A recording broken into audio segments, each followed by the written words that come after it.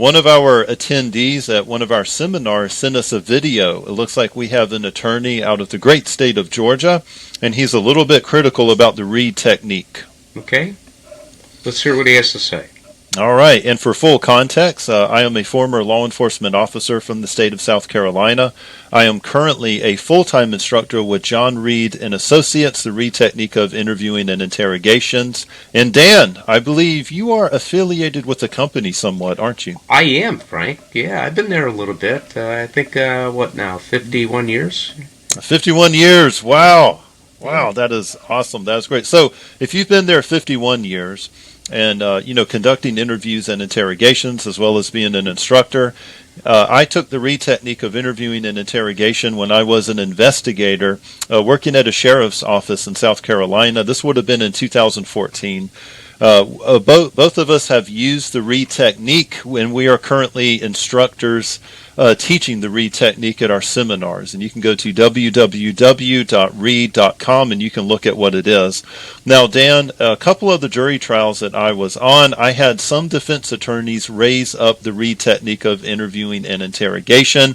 I will notice that they never really wanted me to talk much about it. And I think that's because when they started to do their research, they realized how terribly wrong they were in a lot of our techniques. But with that being said, we are looking at a YouTube channel video. It is Hampton Law. It looks like, man, they've got way more subscribers than what we have. They've got like 500,000 subscribers. That's pretty good. Wow. That's one day, Dan. We're going to be there one day. I hope so, Frank. Yeah. It looks like they made a video. It says, lawyers say this when cops use the Reid Technique against you. I'm pretty sure we're going to get a fair hearing of the Reid Technique of Interviewing and Interrogation. That's all we can ask for. That's right. I'm pretty sure we're going to get. I'm sure this attorney or the producers of this video. He's done his homework, and I'm sure. We'll see what he has to say. I'm sure they've read Dave's book, they've read Lou's book. I'm sure he's attended one of our seminars, and he knows exactly what he's talking about. With that being said, let's go. I believe we're ready to go. Let's hit the play button. Let's see what happens. We've all heard the stories. A suspect gets called in, says that they're innocent, but ends up walking out in handcuffs. But in this case, the detectives didn't threaten prison time. They threatened his dog. And within hours, a 20... I'm sorry, Dan. What the heck is this? I would want to believe there's more to the story here. What is going on? When whoever said this said, and they even threatened his dog, I thought it was like an allegory. I thought it was like, but no, there's literally a dog in there. What the heck is going on with this? Well, let's see, Frank. I'm interested. Gosh, okay. Just a few thoughts from me looking at this right now. I'm pretty sure I can tell where this is going. I'm fairly fresh watching this video, but it looks like we are about to be tied to some, it looks like this could be some kind of really unethical trick to get someone to say something. I want to say for the record, Dan, we don't teach to threaten somebody's dog, do we? Have we ever taught something like that? No. In fact, we teach not to threaten anybody or anyone. Anybody, any dog, any animal. I think we can safely say that no animal has been hurt because of the Reid technique. Not only that, but at the beginning of this video, those detectives had him pressed against the wall. He was pulling his hair, and they were moving. I mean, like, what is going on with this? What is that? Is that a border collie? Looks kind of like a border collie. Smartest dog I've ever owned. Oh my gosh, smart animals. All right. 21-year-old man signed a confession to killing his own father, who wasn't even dead. I'm Jeff Hampton, the people's lawyer.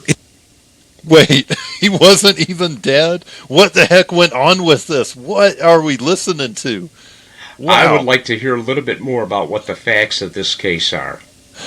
And hey, in all fairness, we could be dealing with a case of police misconduct. We could be Maybe the police trampled over this poor person's rights. I don't know what it is.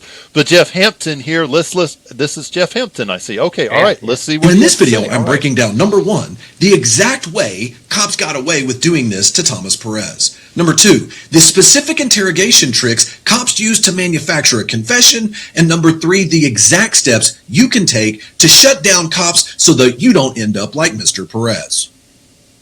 Why are we being brought up in your video, Mr. Jeff Hampton? Why is our name in your title, sir?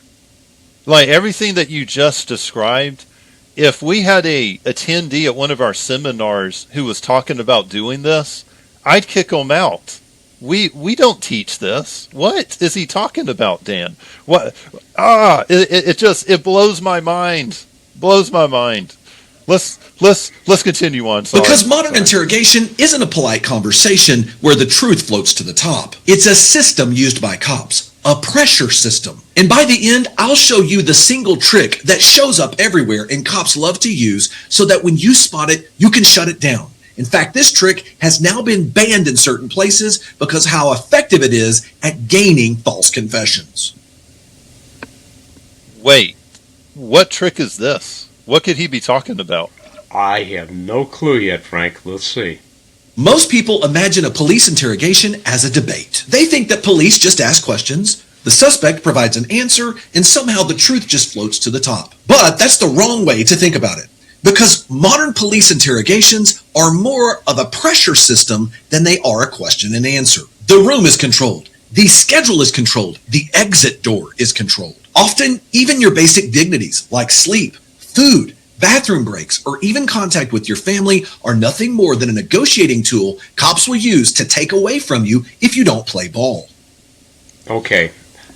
First of all is that in the Reid technique, we do not negotiate as far as taking away stuff from people. Okay, is that if they're not in custody, the person, and we teach this, has been told you're free to go at any time you want to. If they are not in custody, they're told you're not in custody. You're free to leave. And as far as a controlled environment, it is controlled because it's being done in many times in a law enforcement setting. We talk about other settings that people can be in. You could talk to people in their home.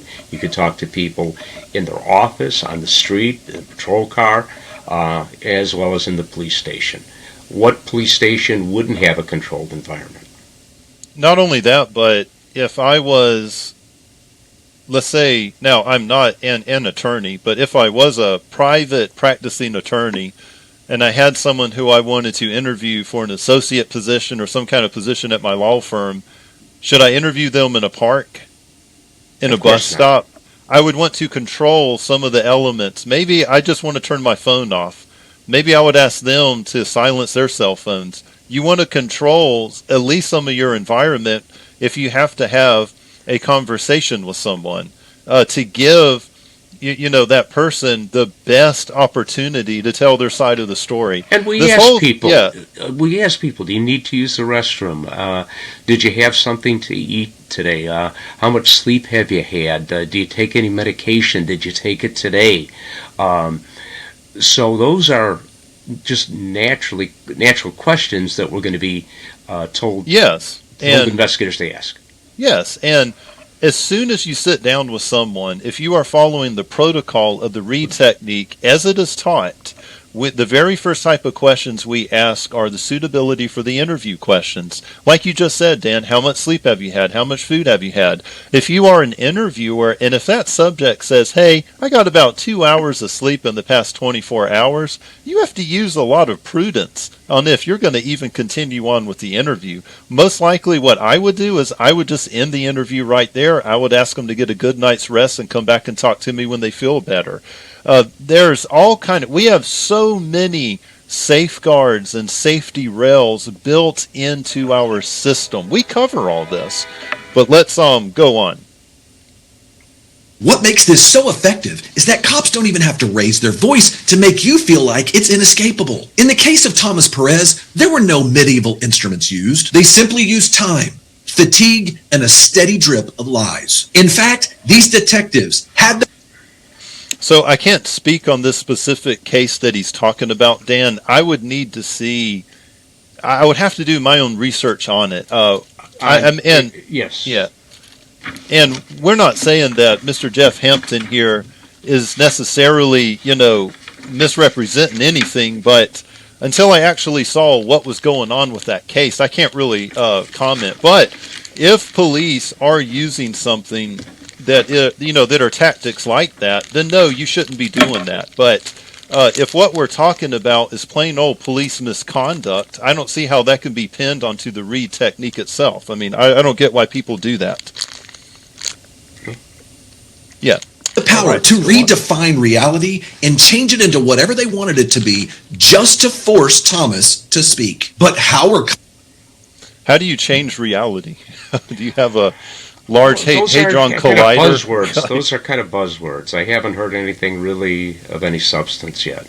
Speak for yourself, Dan. I have a large hadron collider.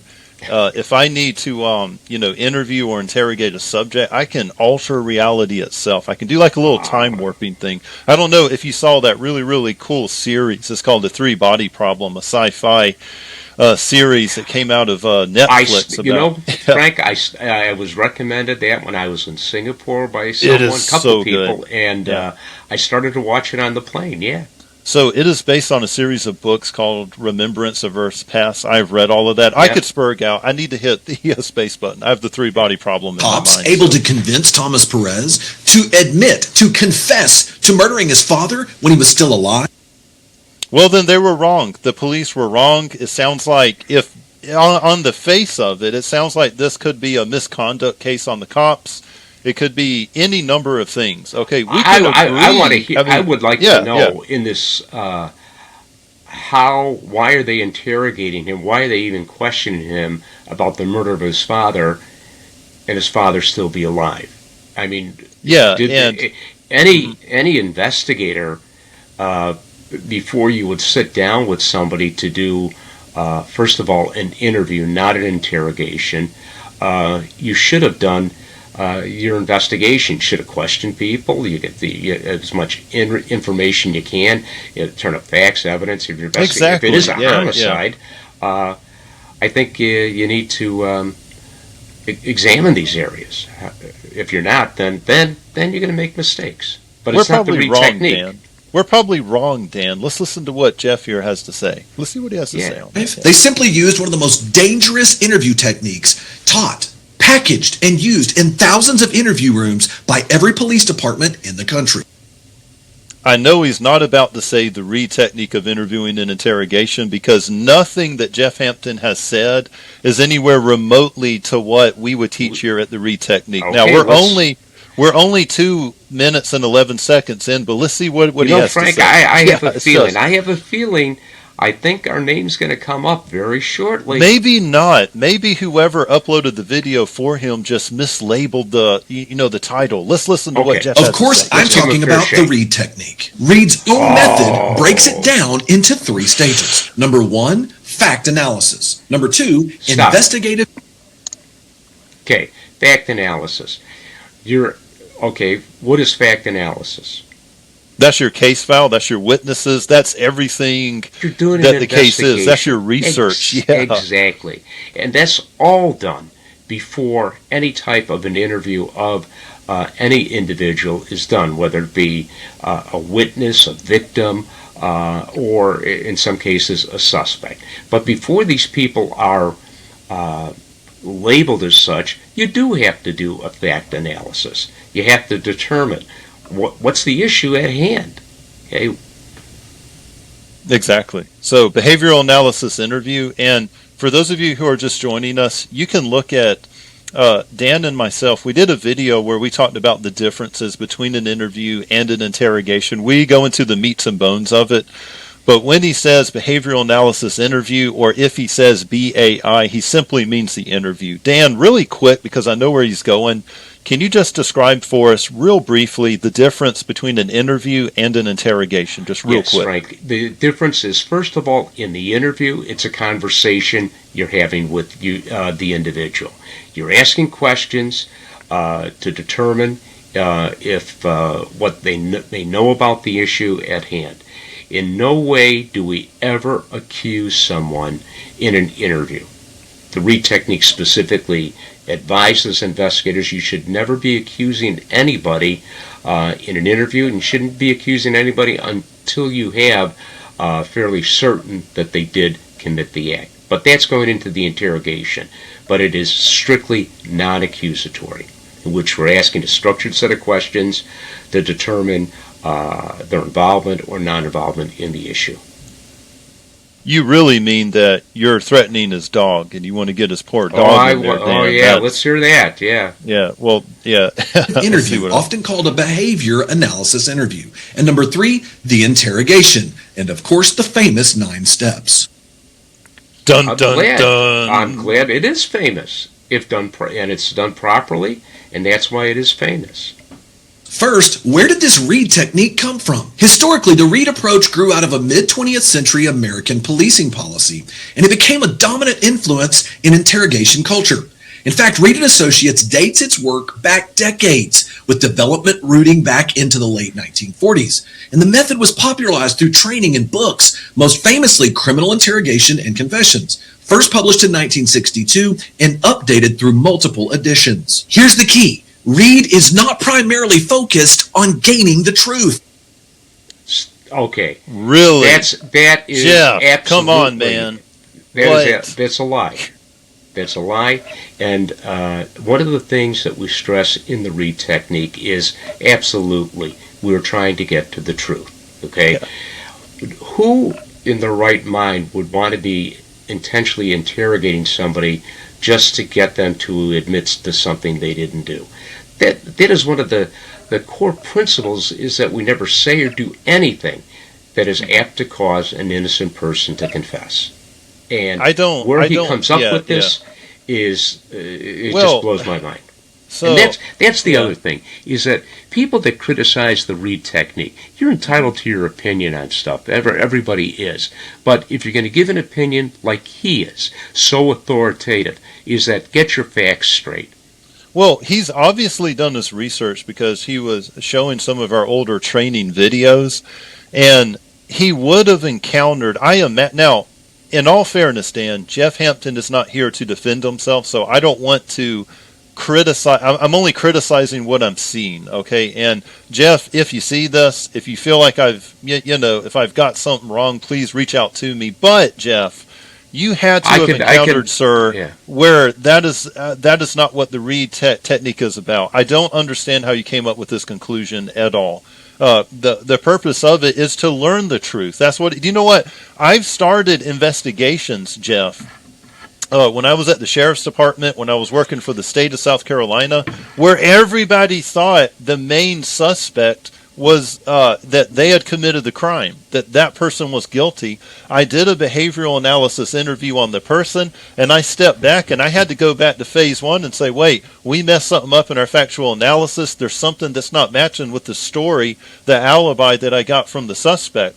We identify truthful, innocent people all the freaking time with this methodology. And I don't get why attorneys do this thing. Where they'll, the purpose of it is not to learn the truth. I don't know, Dan, if this is just a line that just keeps getting repeated out there, and they just parrot it or what. But I would have a tendency to think is that if he believes that, then he's not doing his research. Yeah, or maybe Jeff is speaking with someone who is misunderstanding it themselves. Yeah, I don't know, but hey, Jeff, this should put a yellow flag for you moving forward, because you have 2 Reid instructors here, one that's been with the company 51 years, man. Okay, but with that being said, let's hear the man. It's about getting admissions and then having those admissions hold up in court. Now, I think we've already. It's to determine what it is, or it's to determine what the truth is. But what he's trying to, it seems like what he's trying to do is like the Reid technique is meant to just get a confession. I think he means confession and not admission. Yeah, but I mean, we've already covered it. Let's Don't get just- me wrong, Reid will tell you that their goal is the truth. And they will say things like, don't promise leniency. Okay, so Okay, he's good. actually gone Knows and he's that. read it. Okay, so why are you disagreeing? Let's see what he says. And don't threaten. But critics will tell you something totally different. You see, under the Reid method, even if cops aren't supposed to, So we should believe the critics versus people who actually wrote the freaking book And teach the class. and teach What? the class? Right. Like, where Well, we critics, yeah. Yeah. Critics can say anything. Doesn't mean it's the truth. explicitly promise leniency, they can always imply it. Even if you should never explicitly threaten, you can always imply doom. And once you combine these Why? suggestions, Why are you implying doom? What are you doing? How are you implying doom? How are you implying leniency? These are words that people throw out there, okay, without backing it up with any type of an example. I know it's what I've noticed, Dan, since I've been researching a lot of our critics, is that all of them repeat. Like it's just your tired thing. The Reid technique is not meant to get to the truth. It's meant to get a confession. The Reid people don't care if the confession's true or false. They offer promises of leniency and they threaten. I mean, it's just your typical stuff that's been floating around out there. That anyway, let's listen to what he has. techniques with vulnerability and exhaustion, you end up getting confessions from people. Vulnerability and exhaustion. I mean, look, you can take anything, any interview. Okay, forget about the Reid technique for a moment. Picture your top 5 interviewing and interrogation techniques out there, your schools out there. I could take any one of those techniques, Dan, and I could bastardize what they teach, and you could violate someone's civil rights. But guess what? It doesn't mean that original school of tactics is wrong or illegal or immoral. It means that you were just a sorry SOB that was out there violating somebody's civil rights. Frank, that's a great point to make, and that is in anything. A doctor if a doctor is a charlatan and has gone to the top medical schools in the country and the world, all right, and if they don't follow the practices that they were taught, you can't blame the practices for them causing harm to patients. You blame the individual, the doctor themselves. And that's what people don't do. If there's a problem in the way people are developed or using the Reid technique of someone, then they should be held accountable for that. The Reid technique is not trying to cause innocent people to confess, but if it's being done improperly, then they should be called to task on that. And we are not for people taking a tactic or technique that we teach or any of the other schools of interrogations out there. We're not the only ones in town. We're not in favor of police or private investigators, whatever, abusing the rights of a subject. Okay, but don't come back on us and pin it on us. That's like saying that we should outlaw Brazilian Jiu-Jitsu because we get some idiots who are curve stomping some drunks at a bar using Jiu-Jitsu tactics. Okay, it means that this person abused the knowledge that they had. And I don't understand, you know, I'm sure that this defense attorney, he seems passionate, he seems dedicated, and I'm just going to talk personally. He seems like the kind of attorney I would want on my side if I got in trouble. I'm going to give Jeff that compliment and acknowledgement. But I'm sure Jeff has some subjects and some people who have been wrongfully accused, whether it's for domestic, it's for sexual assault, it's for other things like that. And if that law enforcement had used a structured approach the way we advocate for, maybe his client wouldn't have been falsely charged for it, or maybe we could go out and discover who actually did it. Would Jeff Hampton complain if he was presented with a confession by someone who falsely accused one of his clients of sexual assault, and that confession was independently substantiated, it was ethical, it was legal, and it was recorded audio and video, and it was done according to our protocol 100%, I'm willing to bet he wouldn't have a problem with it. I stand to be corrected by him. That's an assumption. But let's press on, Dan, shall we? All right, press let's on. do it. Yeah, let's see what else he has who to say. did nothing wrong in disastrous outcomes. So let's start by talking about what the 9 steps of the Reid technique actually do. And here's the part most people miss, because the 9 steps don't start by collecting truth. They start by collapsing your options. Step 1 is basically a magic trick because it creates certainty with. So, did he clarify that an interview always comes before an interrogation? No. Okay. And I think that it's important for people to understand, including you, Jeff, is that interrogation is reserved for those people that you feel certain have committed the offense. And that certainty is based on your fact analysis, it's based on investigations, and it's based on the interview that the investigator had conducted with the individual. Don't make it appear that you just grab somebody off the street and start browbeating them or interrogating them if they committed the crime.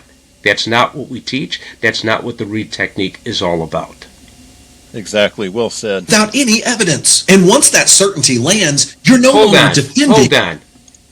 Without any evidence. How do you know there's no evidence, okay? Exactly. A vast majority of the cases that investigators are involved in when interrogation is conducted, there is evidence, okay?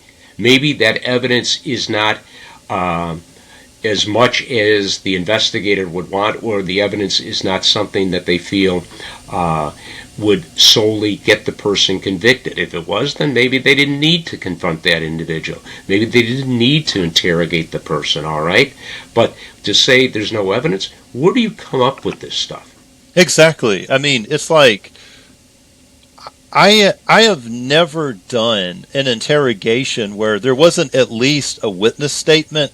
There was some physical, biological, even if it was just circumstantial. Like, you're not just, like, there's a reason, if you follow our protocol, you're talking to the person in front of you.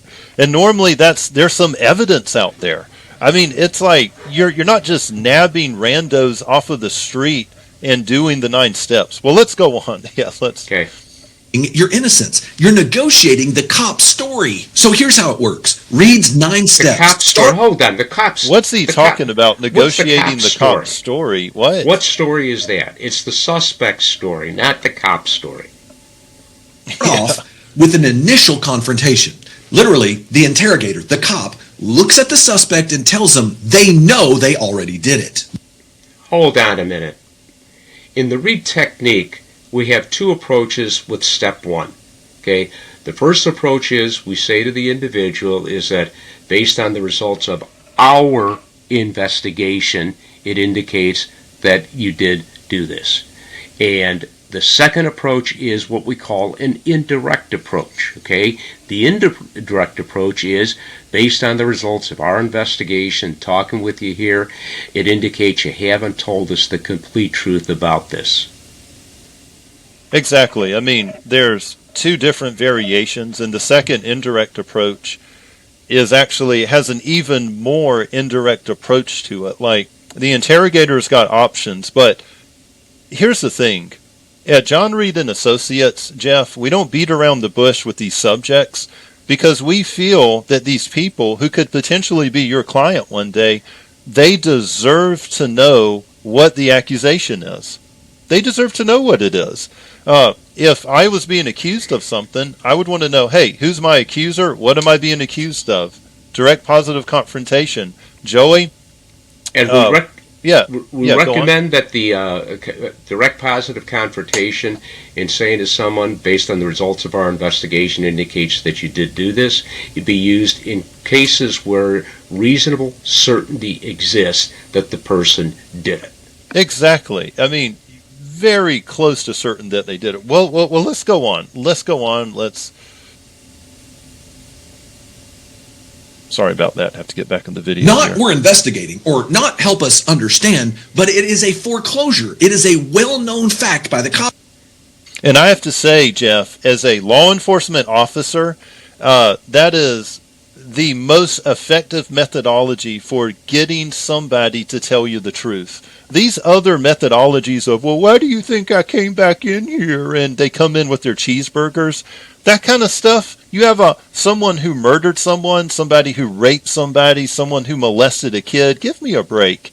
We're not saying you have to go in there shouting, and we don't advocate it, but just be direct with people. You don't want to be indirect with people. Indirection leads to misunderstanding. There's a certain time frame where you may have to do that, but for a vast majority of people, you owe it to them to be direct with them. At this point, you're already guilty. In fact, the entire conversation is not about whether you did it, it's about why you did it. In a courtroom, we have rules for that kind of stuff. Well, okay, it's not if you did it, but the reason why you did it. If you're going to be interrogating someone, that's the situation. The interview has and the factual analysis has determined, based on that the individual, you feel reasonably certain, did it. I'm not see what he says. And if I'm asking questions about them, about the case, is that's done in the interview, and I'm not accusing them. He said something about the court. We have something. Let's see. I'm sorry. Yeah. Oh, no. That's fine. Burdens, presumptions, standards. But in an interrogation room, the standard is... I have to say, as someone who's been cross-examined, you have no rights under cross-examination. They can ask you whatever you want to. You have to answer their questions. I mean, give me a break, man. Like, you as an attorney, you have way more power to get someone in the courtroom, cross-examine them under oath, under a deposition than a cop does. I mean, dude, like, if that person is not under arrest, they can just leave. I've been made very uncomfortable in whether it was a deposition, a motion, or something. I can't just leave. I mean, for him to apply a court standard you can't refuse to a police, answer questions. Yeah. I mean, well, and again, I'm not an attorney. That's not legal advice. Is often confidence, and confidence has an unfair advantage. A famous example of this is the case of Adrian. Why is a confidence is an unfair advantage? Why? Confidence is done, and the investigator should have confidence in that the individual did it if they are interrogating. Okay? If I don't have confidence that the individual did it, I have no business interrogating that individual. And the interview that we teach and the factual analysis is to determine that confidence. If you don't have confidence, yes, you shouldn't be at the interrogation stage. What's the problem? Mm-hmm. Yes. Well, I think what would be a better approach is if we just go into these interrogations and push the chair out of the way and crawl into the fetal position on the ground and suck our thumb. And that display of vulnerability, Dan, will probably help to induce a guilty murderer to tell us the truth because they'll feel sorry for us. Thomas. In People versus Thomas, the defendant, Adrian Thomas, was interrogated after his infant son was hospitalized. The Court of Appeals ultimately held Thomas's statements were not demonstrably voluntary, reversed the conviction, and granted the suppression, and ordered a new trial. Okay. Isn't that a Miranda issue? I mean, what does that have to do with what we're talking about? And what does the Thomas case have to do with the Reid technique? Yeah, so... I don't, but, there's plenty of cases out there in which, yes, investigators have obtained false confessions. Reid doesn't dispute that. But don't start labeling the Reid technique as the contributor for the false confession.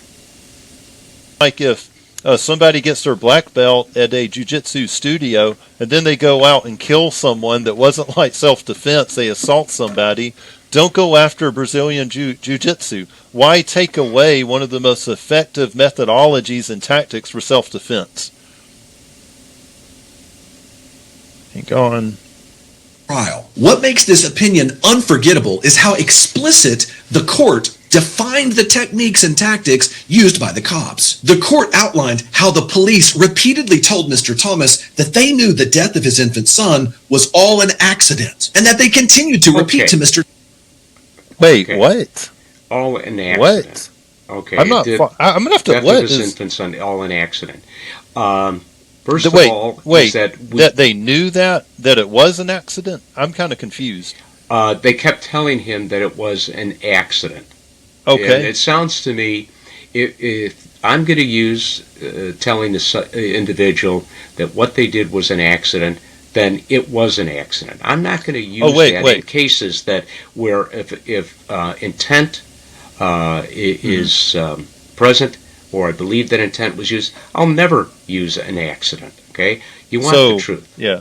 So they're saying that they know it was just an accident, and that if Thomas just admitted to the quote accident, they would let him go. So it sounds like a promise of leniency, which we don't teach, Jeff. We would never teach or instruct someone to do something remotely close to this in our seminars or in our books or anything. I mean, but the facts of the case dictate what types of an approach the investigator should use in the interrogation of the individual. If the investigator, if the case was just an accident, then they would tell the person that. Exactly. If they believe it was intentional, then they're going to use that, okay? Thomas that if he would just admit to the accident, they would let him turn around and go right home. The court then said that the police started to threaten Mr. Thomas that they were going to bring in and arrest the child's mother unless he took responsibility for what they already. So they were wrong for doing that, Jeff. That is absolutely wrong. It might even be illegal in their jurisdiction. We agree they shouldn't have done that. We don't teach to do that, Jeff. We don't teach it. Yeah. Give us a fair shake here. Why are you mad at us? We had nothing to do with that. What? What if? Okay. Hey. Something else is that I've seen. Well, I better not say it. Already know he did. And perhaps they used the most manipulative tactic of all. They turned around and told Mr. Thomas that the child was still alive. But the only way the child could remain alive is if he told the truth. And the cops already. Wait a minute. What the hell? Okay, at the time they're interrogating the individual, first of all, why would they, if the child is deceased, okay, why would they say to him that the child is still alive, okay? Why even bring that up in this? What's the purpose of that? And did I just hear that the only way to keep him alive was for him to admit it? What he that's just not said? good. Yeah, and here's the thing. We agree with Jeff Hampton that the police should not have done this if this is what really actually happened. We agree with you, Jeff. Throw out the conviction or do whatever you have to do. Sorry. As a defense attorney, we don't teach to do stuff like this. So why are you bringing this up here? I mean, right. Why are you associating us with something it sounds that we like don't even teach? It sounds like he's made bold claims, and now he's trying to back up what he's saying, but I'm going to have to throw a flag on this one. This one isn't going to cut They knew this was alive because the child had already been declared brain dead. This is what certainty looks like when it doesn't come from evidence. Okay, the child declared brain dead. All right, so the child probably is, at this time, on life support.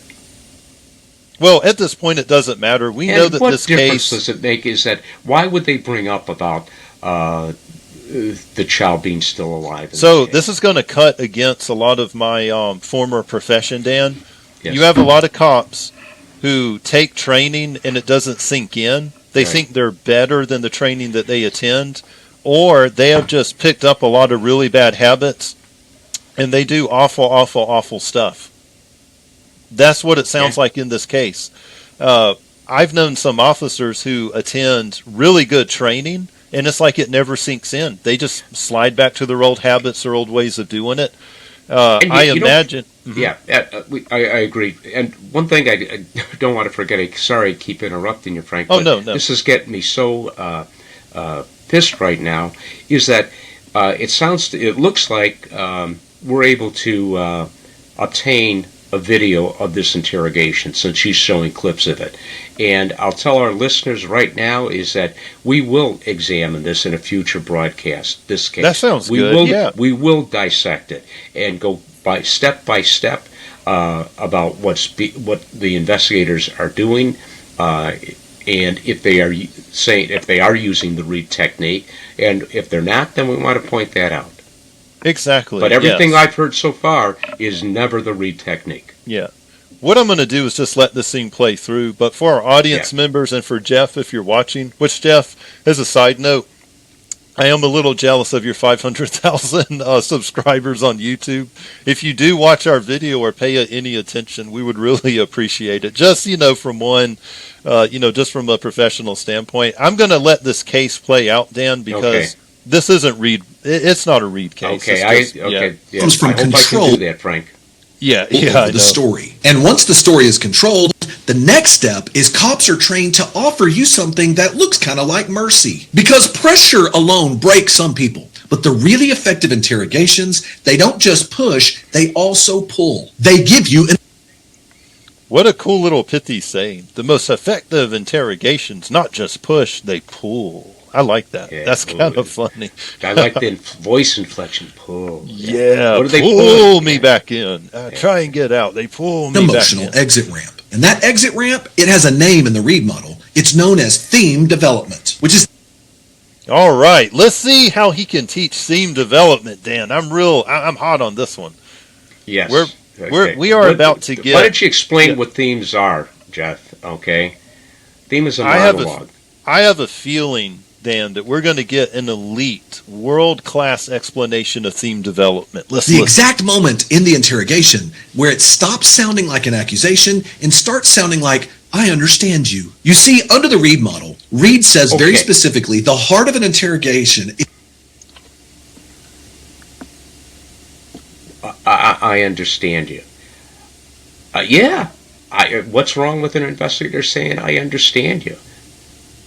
I'm not agreeing with what the person did, but yeah, there's nothing wrong with saying to the individual, I understand what caused it to happen. It doesn't mean what they did was legal. It doesn't mean it was right, but I do understand. I understand how people commit crimes because of passion, greed, envy, anger, eyewitness identification, how they do this, okay? I understand it, but it doesn't mean is that what they did was legally right.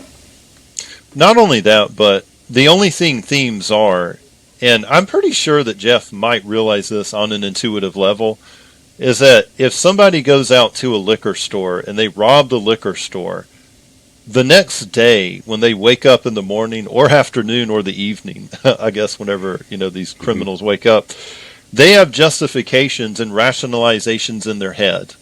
Hey, I needed money. My cell phone was about to be turned off. I needed my next fix.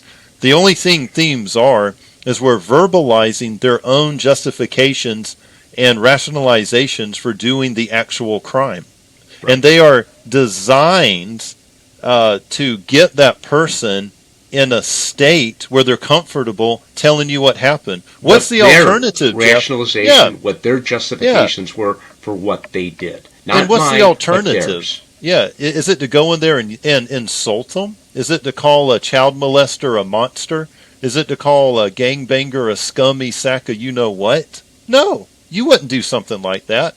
We articulate their justifications and rationalizations, and that is a legal, ethical tool to get this person to tell you what really happened. So let's go on here. Let's see. Let's see how it always is. theme development, which is a narrative that reduces the suspect's psychological resistance by reframing what happened. This is where police interrogations start to sound very strangely, almost compassionate. Not because the officer is kind. Wait a minute. So would you rather officers be mean? I mean... Yeah. What is wrong with being compassionate to individuals? In fact, is that's what we do teach. Yes, we do. The officer, the investigator, whoever it is, whoever they're dealing with, you always want to try to treat your suspects with decency and respect, okay? Not only that, but this is a personal, professional note. This is rich coming from somebody, and this isn't against you, Jeff, but it's... I have seen attorneys destroy people on the stand, psychologically and emotionally, rip their heart out under cross-examination. I've seen sexual assault victims have to articulate their past, their sexual encounters. And I've seen defense attorneys destroy people. And the degree that they can get away with doing this to people, you would never be allowed to do something like this under a Reid interrogation. I've seen them strip people of their dignity and respect. Which, by the way, if I'm accused of a crime, that's what I want my attorney to do to a witness, okay? But I'm saying, like, we treat people with way more dignity and respect as a criminal under interrogation than these defense attorneys treat the other side's witnesses and victims. Great point. Great Yeah, point. so don't come over here and lecture us about dignity, respect, and sounding compassionate. Yeah, we treat them with compassion. And not only that, you try sitting in there with somebody for, 45 minutes, an hour long, whatever it is, you can't help but see them as another human being. This isn't a lot of fakery here. So let's go on. But because the cop knows kindness can now be used as a tool. Theme development is taught to the cop. How is kindness used as a tool? It's just, look, everybody, when you wake up in the morning, you have a choice to make. You can be a mean asshole or you can be kind to people. Just be kind to people. It's not like this is a strategic deployment of kindness. Okay? One reason, Jeff, why we emphasize kindness, respect, and being nice to people in the interrogation is because of the videos you just showed. We don't want detectives losing their SHIT over a child molester. They owe it to that person they're interrogating, and they owe it to the victims in that case, Jeff, to be nice and to be kind and professional, polite, and cordial to everyone they encounter in that investigation. To treat it like it's this secret cloak and dagger way of tricking somebody up is just ridiculous. You should never let your true personal feelings show through. Which is exactly what defense attorneys want witnesses to do on the stand. They want to emotionally get them upset. They want to get them all out of whack in there. They're the ones that are using trickery. I mean, to come over here to us, I mean, it's just, well, let me go on. Very specifically, to minimize the moral blame. Come up with a reason why you did what you did, but keep guilt intact. And cops will use catchphrases. They're taught this in the academy to say things like, "You didn't mean it." So I have to, well, there's two phrases. Would you like to take what he said about, it sounded like minimization? Well, yes, is that minimization is that explaining what they actually did, okay? If somebody shot somebody and killed them in a shooting of a, let's go back to your example. Guy goes into a liquor store, shoots the clerk, all right? Did you shoot? Was it something that you did because of high emotions and that, or did you intentionally go in there with the intent of shooting this individual? Was that? And in cases like that, a lot of times, as an investigator, you see how things escalate. And the suspect is justifying what they did because the individual resisted. They didn't comply with what I wanted them to do. They did these things. So, and not only that, but okay, Joey, did you murder the person in the liquor store? Well, no, I didn't. Well, here's all the evidence I've gathered. And suppose the evidence has him with a gun walking out of the liquor store covered in blood. Most of these subjects will look at you and say, "That's not me." So what do you do then? Like, what are you going to do? Are you going to say, "Well, okay, thanks. All right, well, thank you. That. Yeah, I'm going to call the survivors of the victim's family up and let them know, sorry, you're going to be seeing, Joey out there on the street now." Because he says it's not him. Exactly. Yes. Really, really good. All right, let's see. Or it just got out of hand. Anyone in your shoes might have snapped. You were stressed, overwhelmed, and pushed. There's nothing wrong with that. Nothing wrong with that at all. Because what's wrong with that? Yeah. What's wrong with it? And you know what? You were overwhelmed. You were pushed. You were stressed. That is probably true. That doesn't give the individual legal justification for what they did, but it is true. Now, if you're guilty, this can feel like a ramp down. This shocked me for a moment when his face just kind of came and popped up on the screen. Yeah. I kind of jumped from panic. But if you're innocent, it can feel like the first lifeline thrown to you after hours of drowning in interrogation. But what if you're young? Okay, first of all, that's a rough interrogation. That's assuming that they had been in there for hours. All right. Reid's teaches is that You have to always be aware of the amount of time that you're spending with interrogations with suspects. I believe I'm correct in saying this, is that there has not been any legal cases in which courts have said you cannot interrogate a person beyond X amount of hours. Mm-hmm. The courts do recognize that interrogations may last a long time, but in those situations, we always stress you have offered the person something to eat, something to drink, use of the bathroom, certainly if you have to take breaks for rest and that. Investigators have to do that, and that's something that we constantly teach in our class. Exactly.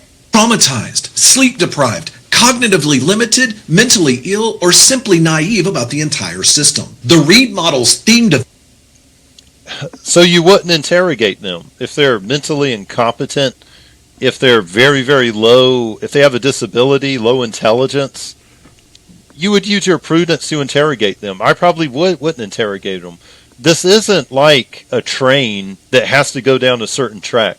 The investigator has prudence at every single phase, step, movement in the Reid technique to either, do I want to proceed or do I want to hit the pause button?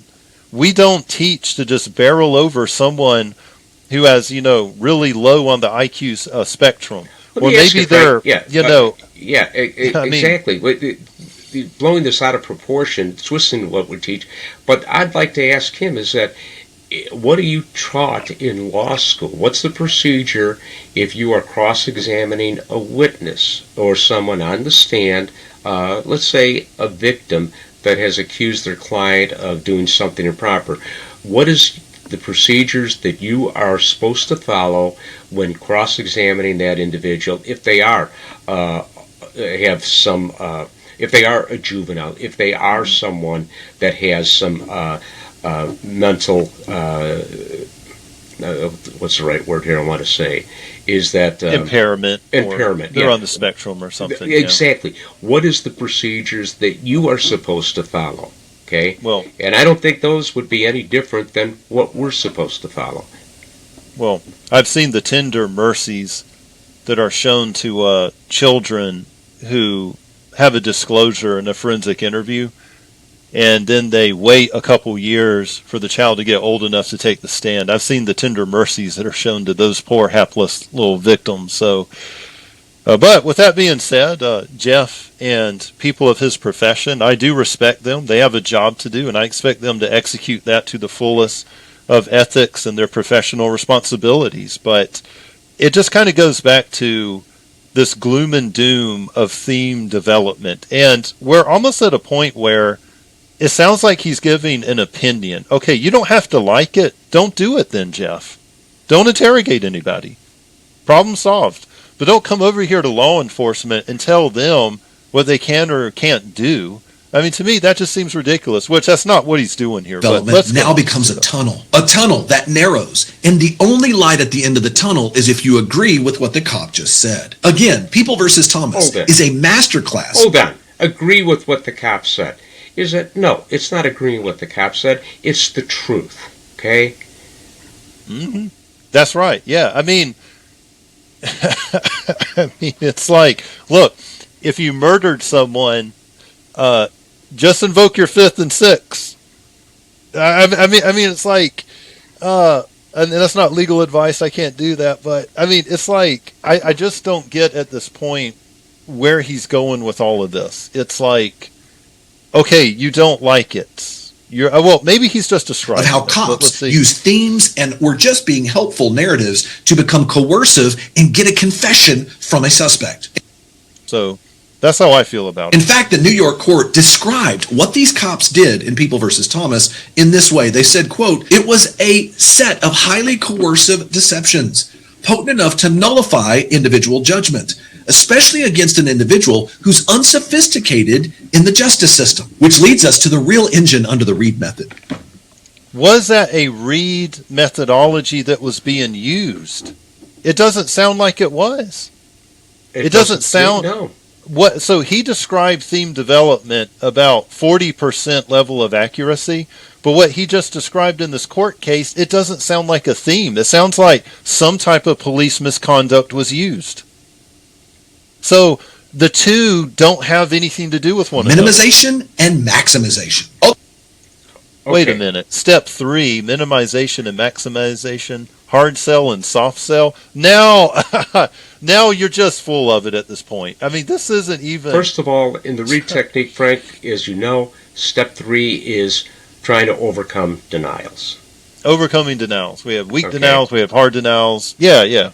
Or weak and strong.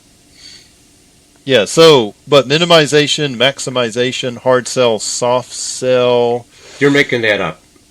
That is that's now, not step 3 in the Reid technique. I will say that I have noticed a reoccurring thing with some of our critics on YouTube, Dan. For our listeners and viewers out there, we have a child abuse class that was developed by seasoned investigator, interrogator, and instructor Dave Buckley. And that doesn't have 9 steps in it. And some of the steps are labeled a little different. And I've noticed that some of our critics will conflate the 9 steps and the 7 steps. It's like they tend to get them confused. I'm not saying that that's what he's doing right now. But if you encounter something like that, I've found that that's kind of a common theme. But let's listen to what step 3 is. Minimization, maximization, hard sell, and soft sell. Otherwise known as the hard sell and the soft sell. Think of it like a thermostat they control. Too hot and you'll shut down, but too cold and you'll keep fighting. What? What the heck? I'm sorry, Dan. This is getting rich. Too hot or cold? That's well.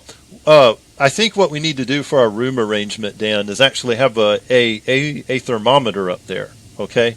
And if it gets too hot, then maybe put a fan on. So they oscillate. Fear, relief, fear, then a little relief, until your brain's... I don't want to instill fear in a subject. We don't want them to be afraid. What? What are you talking about? Instill fear. Maybe he's getting methodology for cross-examination confused with what we do. starts I don't know. caring less about what's true and more about what you can do to end this discomfort. So the Reid method teaches... Hold on a minute. Less what's true. Is that, again, where in the world are you coming up with, we're not interested in obtaining what's true? We are. That's the whole idea of the interrogation, is to attain a truthful confession. Exactly. And he has a little box up here for those of you that can't read it. It says, the Reid method teaches that real interrogations must always toggle between 2 methods. What's those methods? I'm not quite sure. Hang on. Always toggle between 2 different methods. Number 1, maximization. What is he talking about at this point? Maximization? What? Jeff, yeah. Maybe you spent some time in Russia or something, or I don't know. We at this point, I am going to, out of an act of charity, just let him go on, and we're going to pause it a couple minutes down the road. But for those of you who are listening, this is not the Reid technique. This is not what we teach. I have no idea where he's coming up with this stuff. I have none. I don't either. Yeah, I mean, I'm just going to play and it. That's where critics of the Reid technique get it wrong. Yeah. Otherwise known as the hard sell. Here, cops always exaggerate how strong the evidence is. They'll repeat certainty. They'll say things like, "We know you did it," to make it feel like it's inevitable. And they always emphasize the severity of the consequences if you don't cooperate. Really? Frank, you can't let it go. I couldn't we let can't this let that go. That's just, I know. It's like, we said we're going to let it go for, how long did that last? So you said to let it go for a couple of minutes. This is was about 30 seconds. This is like being a mosquito in a nudist colony. Where do you begin? It's just, I mean, cops will emphasize the severity of the consequences if you don't cooperate with them. That sounds to me like a threat. And how many times do we have to say we do not threaten people in interrogations. We don't threaten people in an interview. We don't threaten people in investigations. You don't do it. How simple, how clear can we make that? So don't associate that with the Reid technique, because it's not. So Jeff has done his research. We know Really? that.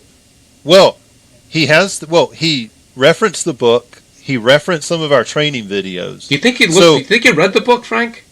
Well, that's the question. Did he I wonder read if he it? got He's clip aware notes. of Is the there book. clip notes to read the Reid technique of interviewing and interrogation? The Reid technique for dummies. I wonder if there are clip notes.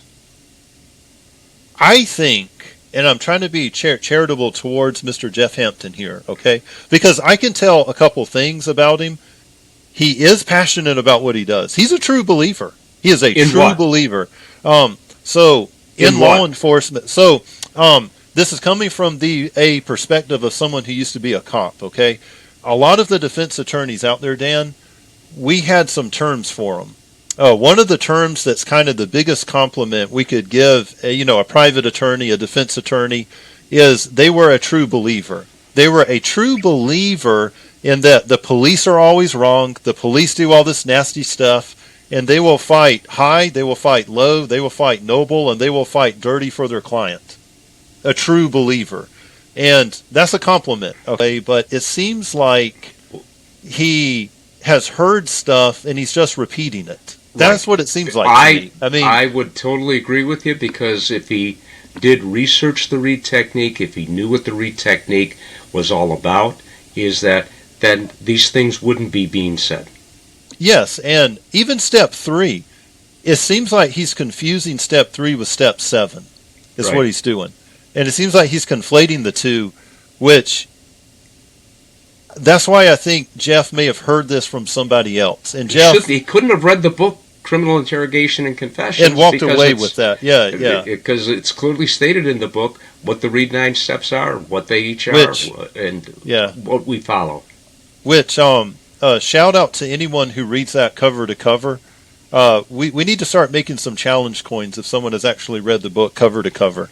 All right, I should be the first one to get a challenge coin on that. Really, really great book too. But cops will emphasize the severity of the consequences if you do not cooperate with them. No, that's not true, Jeff. But just when you feel like you can't take the hard sell anymore, they pull out the soft sell, known as minimization. Here's where cops downplay the moral seriousness of what they're accused. And again, Jeff, we're supposedly at step 3. What are you going to do for steps 4 through 7? I mean, he's just jumping around on this. And Jeff, what do you mean by the moral seriousness? Are you... there's a difference between maybe what an opinion is and what is legal, what is not legal. To minimize the moral seriousness of an offense is not going to be a legal justification. Exactly. You of doing. They'll say things like, "Oh, we know it was just an accident." They then will begin to try. Wait a minute. No, we don't. Stop.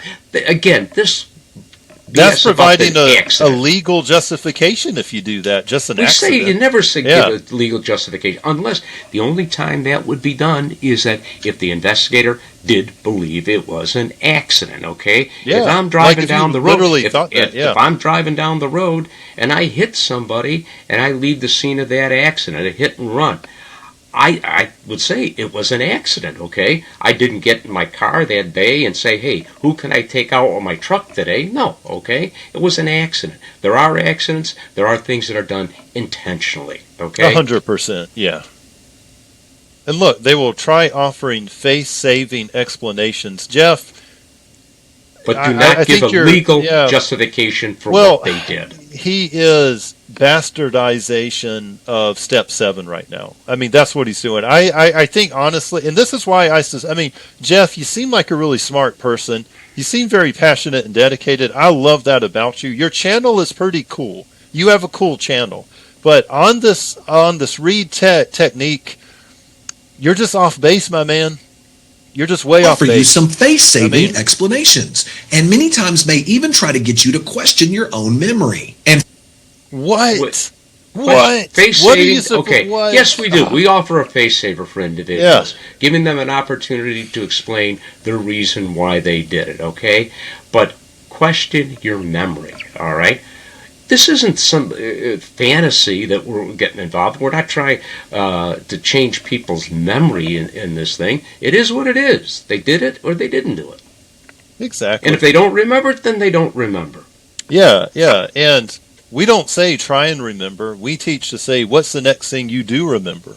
I mean, if somebody says they don't remember, we take it as at face value. Okay. We just assume that, yeah, I mean. Right. And we're investigators, and we teach this as well, is that we'll say to people is that if they say they don't remember, the mistake that an investigator will make is saying, oh, that's not true, Frank. You do remember going into her apartment. You do remember grabbing that knife. You do remember stabbing her. We don't teach that. Okay? That's wrong to do. Exactly. Let's press on. Finally, they're going to want you to believe that if you cooperate with them, the system will treat you gently because they have the connections and they're your friend. Whoa. No, we don't. Let's just leave it at that. No, we don't. There's just... Too no, much we in don't. here. Yeah, just no, we In fact, do not. the FBI's law enforcement literature describes these methods very plainly. They say minimization and maximization can create stress and break down resistance. And it also notes that humans are not reliably good at reading deception cues. What is he even... How did we But jump science here? has shown that humans are What? not good at interpreting such signals.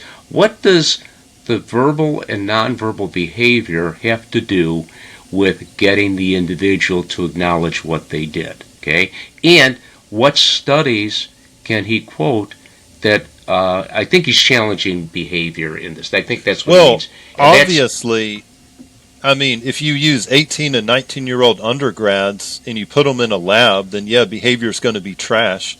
But here's that's the thing. determine in the reference to where they're trying to determine is a person lying or telling the truth. Okay. Not only that, but I don't want to segue too much into behavior, Yeah. but I will say this. All of our critics that push up these studies, those are bogus BS studies. Don't come at me with your 19 and 20-year-old undergrads in a controlled laboratory environment. You know what? If you want to do a real study of behavior, get seasoned detectives, people trained in the Reid technique, bring us real criminal cases, and let us determine truthfulness or deception based on our methodology. And I know why they won't do it, because we would crush them. And they don't want that. We would crush them. These studies are silly. These studies are stupid. And these studies are picked up by these grifters pushing these so-called science-based interviewing techniques. I mean, give me a break, man. It's just a bunch of bogus. I mean, Florida should be underwater right now, according to the science. So let's push on. But here's where the Reid technique... Gosh, he always shocks me. There's no transition scene between what he shows in his face. It's like, I know what you mean, yeah. becomes very interesting. There's one specific move used inside minimization where lawmakers are explicitly labeling as being forbidden. Okay, wait. It says this specific move is forbidden to use against minors. What's he? I wonder what he's talking about. Juvenile interrogations. Juveniles. Oh, yeah. And the court recognizes, and we teach in our class with juveniles, is that the investigator has to be extremely cautious in the way that they would interview or even interrogate a juvenile. That's where in so many states there are legal guidelines that an investigator has to follow differently with the juvenile rather than a defense. Yeah. I mean, it's different in all 50 states. Which are we in? Dan, if you could help me out, I'm starting to get lost here. Are we still in interrogations, or has he jumped back to interviewing? I don't know, but I think he's talking about. I don't know what he's doing. Are we still right in now. step 3? Yeah. Okay. Yeah. See what happens. Particularly for minors. And that's the move that makes interrogations feel like a trapdoor. And this specifically is the place in the interrogation where cops, instead of just asking you questions, turns it into a rigged multiple choice game. And there's one question that shows up again and again that when cops use it, pushes people to false confessions. It sounds polite. It sounds like options. But it's a trap door with 2 labels on it. It's known as the two-choice. Two-choice What trap. the hell is he talking about? The two-choice trap? Where'd you He's come just up making... with it? Well, you're making stuff up. He's making shit up. at this point. This is made up BS. Two-choice trap. This is made up. He's Wow. already conflated step 7 with step 3, and now he's talking about Step 4. I guess overcoming I guess step objections. 4 in the Reid technique, The- we're I saying am just- overcome Jeff, the come on, objection dude. in the 9 Jeff. steps. But You're smarter right. than this, Jeff. Come on, man. Come on. Jeez, this would be like if I made a video about Georgia state criminal law and I was just making stuff up. And Jeff was like, wait a minute. That's not what that statute says. That's not the right chapter. That's not the right section. That's not the right title. What's Frank doing? I mean, give me a break. At this point, Jeff, I don't even know what you're doing, bro. I don't Trap. know. Reid teaches cops to use alternative questions, otherwise known as the false choice option. Who says it's the false choice choice option? So option. the alternative question, but he's at step 4. What's he talking? Oh, okay. So those of you who can't, if you're listening to this podcast, you don't have video, he's showing us another little cutscene. You're just going to have to get over to YouTube to get the full run of this. Was this your idea, or did your buddies talk you into it? So what step is that, Dan? That's step 7. That's step I'm not 7. misinterpreting this, am I? nope, that's step 7. Okay. Frank, it always has been step 7. Okay, and what's wrong with asking him, the subject asking him, not telling him, is that, was it all your idea, or did your friends talk you into it? Okay. Well, obviously, if you're a defense attorney, you're not going to like it. If I knew, then I wouldn't be asking the question. All right.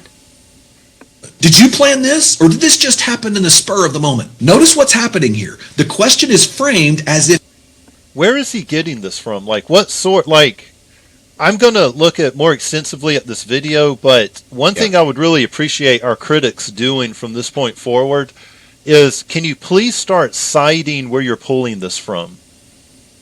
I mean, where, like, do you have a copy of the workbook? Is it criminal confessions? Is it the videos that's floating around online? Just, if you critics and you haters out there could help me out, where are you getting this? Because our steps are already, and here's the thing. Suppose at this point that Jeff Hampton actually makes a good point. Suppose he does, Dan. I mean, we're only 10 minutes in the video in real time, but we've been here for a long time. What if he makes a good point? But his credibility is already shot because he's gotten our 9 steps mislabeled, confused, and out of order. I mean, that's like someone claiming... Frank, if you were being cross-examined on the stand, stating this stuff in court, they'd rip you apart. Yes, they would. They would be like, oh, yeah. Which, for the record, we have actually had defense attorneys in our seminars. We've had prosecutors, defense attorneys in there. They're, right. They take our stuff too. They get the exact same certificate. Some of them even get certified in it. if it offers options. But both options always assume. Can you imagine being cross-examined by an attorney who actually had our class, and you were labeling the steps like Jeff is labeling them on the stand under oath? I think you'd have a psychological evaluation after that. I think you'd be roasted. You would Absolutely. be roasted on the stand. They would get you. They would get you. Oh man. For those of you who are watching this, if you're curious about the Reid Technique, buy our books, attend our seminars, or if you want the freebies, you can check out me and Dan's channel. But don't go on our website. Our YouTube channel.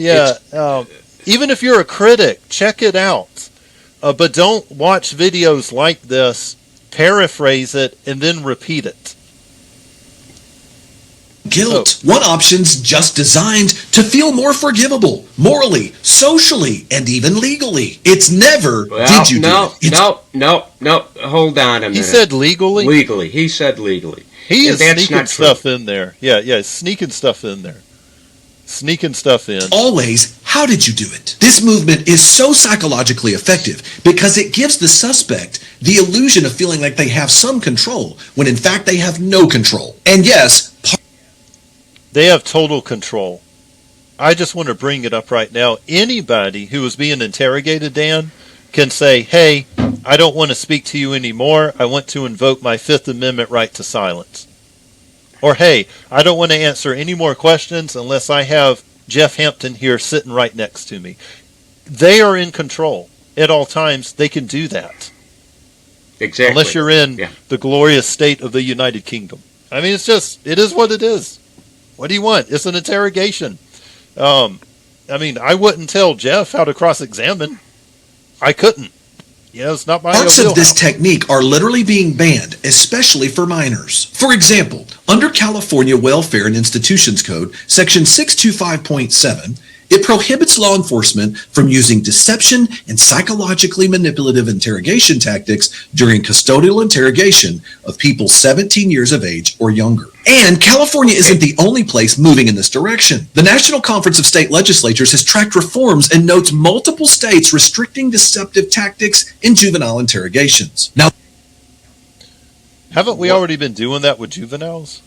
Yes. And what deceptive tactics? I mean, we don't advocate investigators be lying to a suspect, even though is that it has been upheld by the U.S. Supreme Court that it is permissible to lie to a suspect by an investigator. Now, this is not saying a juvenile, but with suspects within reason, okay? But even though the investigator can do that in the Reid technique, we don't advocate you do that. You don't want to. If I'm interrogating you, Frank, I don't want to say to you, you know, Frank, is that I got you on video doing this. I got your DNA. All right. I got your fingerprints. When in fact they don't. Within not only this, they can possibly say that, and we're not talking about juveniles here, but we don't suggest that you do that because all generally that does is it brings up challenges by the suspect. Not only that, but we already teach this, Jeff. We say if people are of low mental capacity, a disability, if it's low new. IQs, juveniles, don't do it. It's nothing new. Yeah. And we always say, always default to your local jurisdictions, laws, and whatever else is going on. I mean, it's just, this is a nothing burger. It's just a, this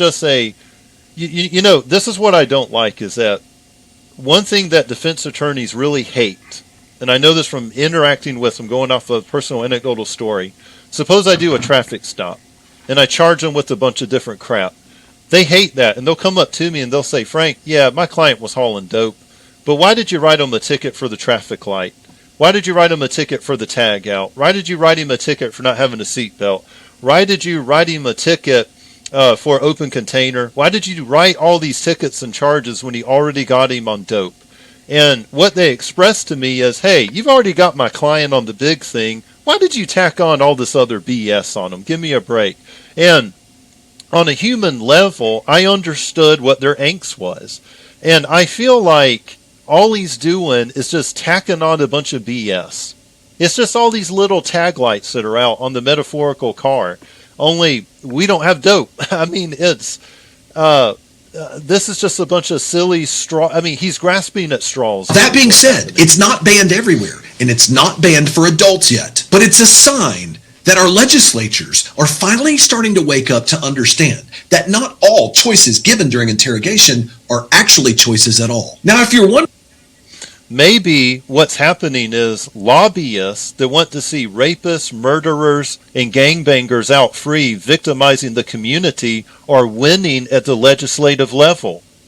Go out there and talk to the citizens of Maryland, Jeff. See how they like these juveniles having all of these protections.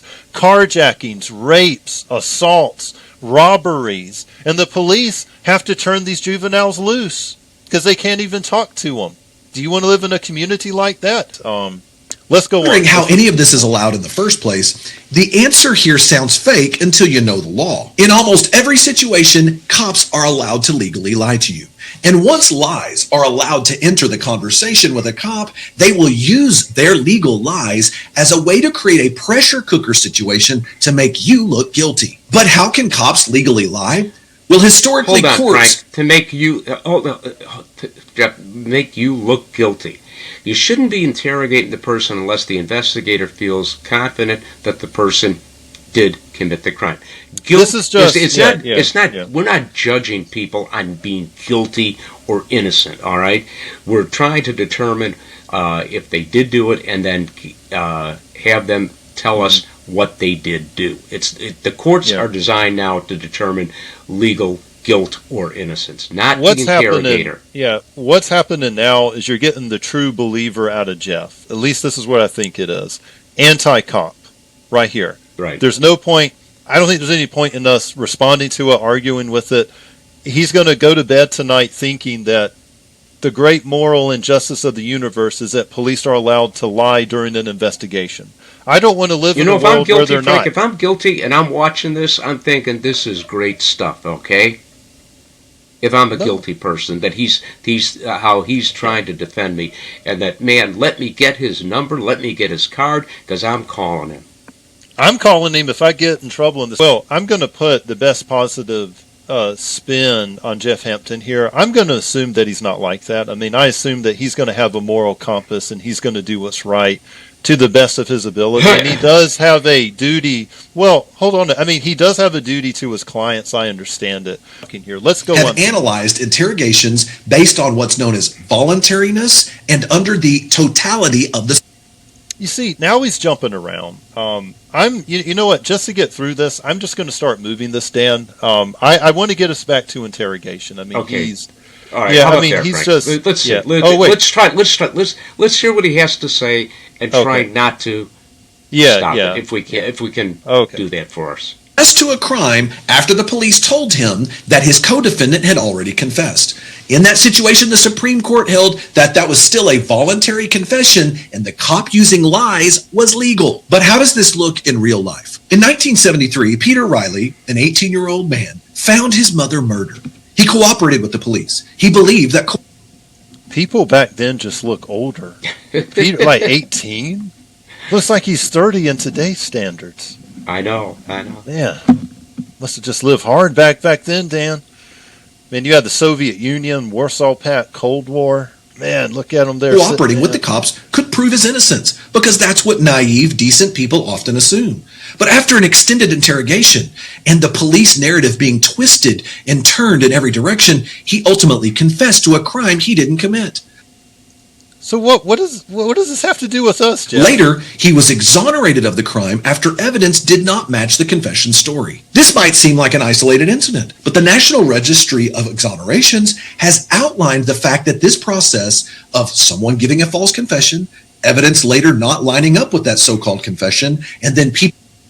Wait, false confession plus evidence of innocence equals exoneration, exclamation mark. For those of you who being can't exonerated. Oh, no, Frank, you're supposed to do this.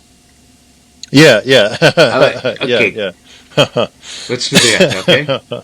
Happening over and over again in our system. In fact, Wired magazine described Riley's case as a striking example of how investigators can convince someone of their own guilt, especially when deception and exhaustion do the heavy lifting. Now, this is really important because I hear people say all the time, I would never confess to something I didn't do. Now, that's a comforting belief, and I'm impressed with your confidence in yourself, but it's not supported by the evidence. But what most people don't understand is that the Reid technique and these other manipulative interrogation techniques, they don't just lead to facts being extracted. They can literally, one, reshape your memory.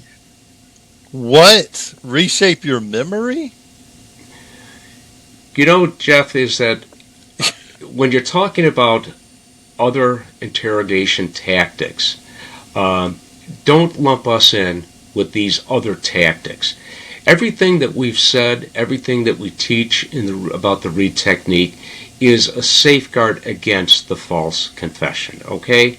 We're not trying to reshape a person's memory. We're trying to establish what the truth is, okay? Get it right. I know. It's They can change your perception of what actually took place, and it totally throws off your risk. What? Okay, listeners, this is not true. We're not going to take it apart.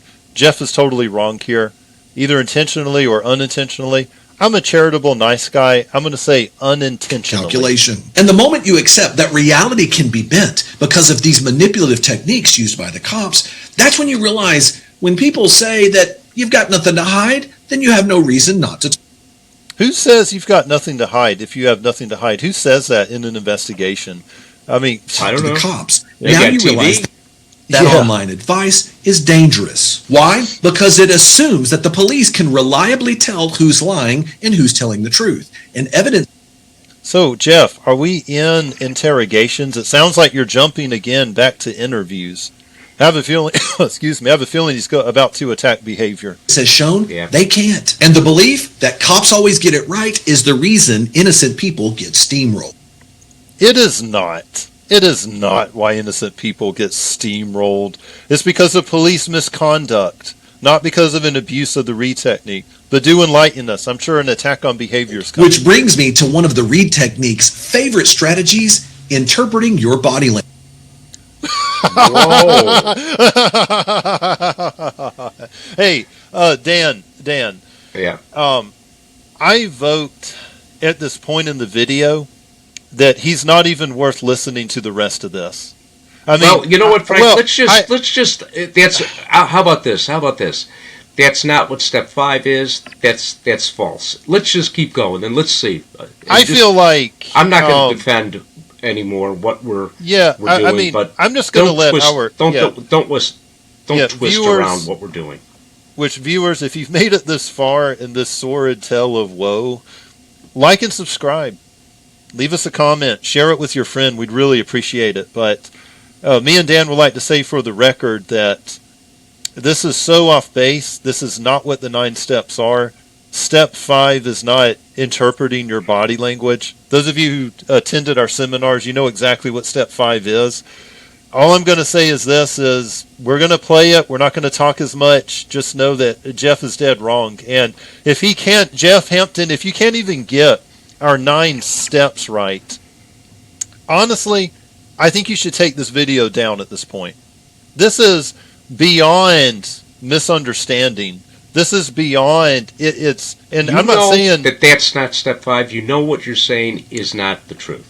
Well, okay, even if he doesn't know, we are telling you, Jeff, this is not what step 5 is. That's not what step 4 is. That's not what step 3 is. You can't even get our 9 steps right. Why should we trust anything else you have to say at this point in the video?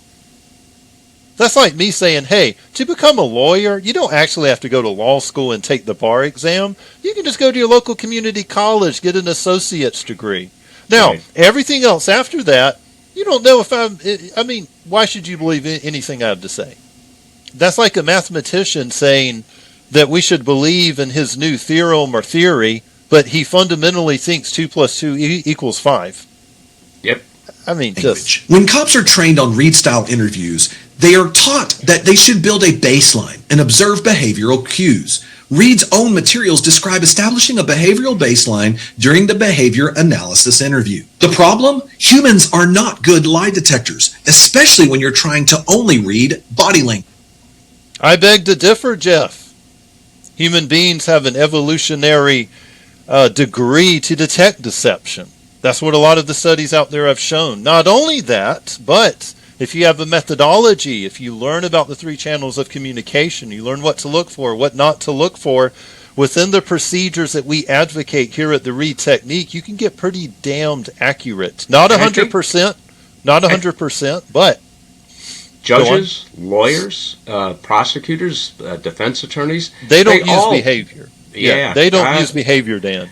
When Jeff is cross-examining a witness who's being untruthful on the stand, he has no idea because he cannot read body language. Right, Jeff? Right?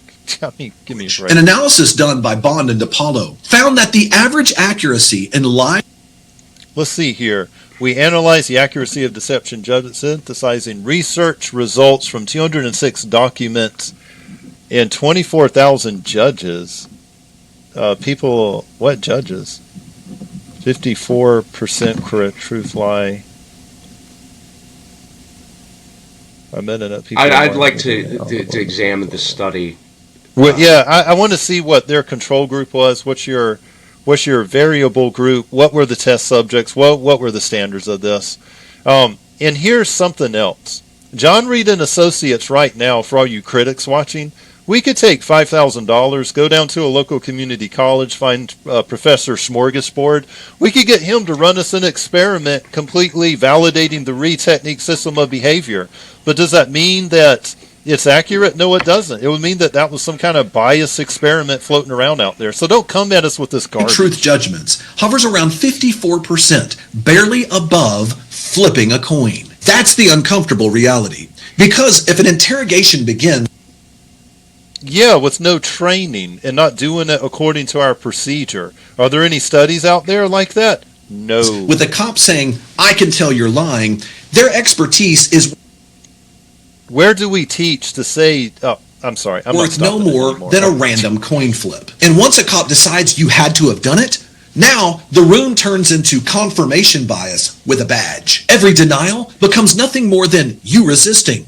And every inconsistency provides nothing more than proof you're guilty. Oh, and every emotional reaction you have can only mean this is the actions of a guilty person. The FBI's own literature admits that there are limits to trying to read someone's verbal or nonverbal cues as a basis of determining whether they're lying. Well, duh. Yeah, Jeff. And the sun's going to rise tomorrow. I mean, yeah. So what? Like, what is your point? Do you use behavior, Jeff? I think so. So when people ask, He's using behavior right now.